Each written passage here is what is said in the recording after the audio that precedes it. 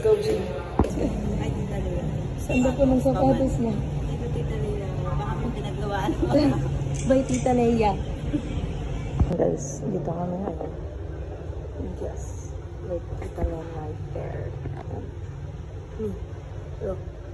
My favorite. So, dito yan guys. Sa T-Rex sa Paniki Mall kami nag-ano. And yan si Coach. Hindi ko po kalala. And si tita ko, Tita Lea. I guess ilang taon na siya kasi look, para siyang teenager. Ayan. Yung surroundings.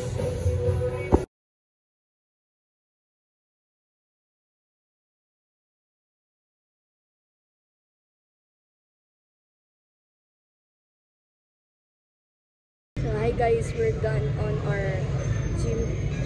And here's Tita Len. Let's ask how. So yun guys, pauwi na po kami and it was so very ano, hindi na siya makalakad dyan. Bukas guys, hindi na siya makakalakad kasi first workout niya to simula nung nag-diet siya.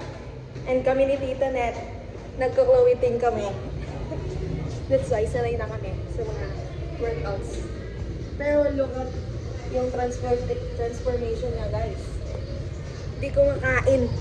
Kami Tita Net kumakain kami. Hey guys, sana bigyan po din po ako ni Tita Lea ng shoes like that. Mga pinaglumaan ni Tita Lea. Baka naman po.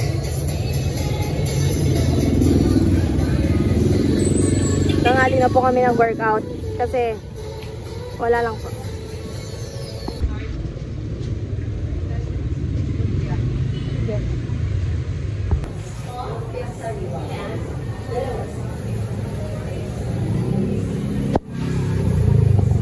We're gonna eat vegetables.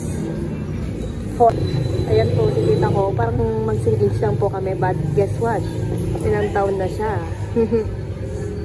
Looking younger. Payat po. Payat sa akin guys. 49 ako siya. 47. Andito kami ngayon sa Betis. Kain kami ng lumpiang sariwa for our lunch. Uy! Lunch lang.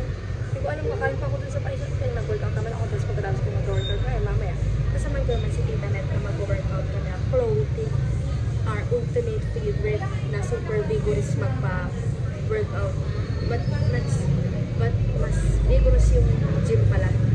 Kasi yung kanina sa time-lapse namin, ano yung 45 minutes, diba pa yung nire-race namin yung leg namin.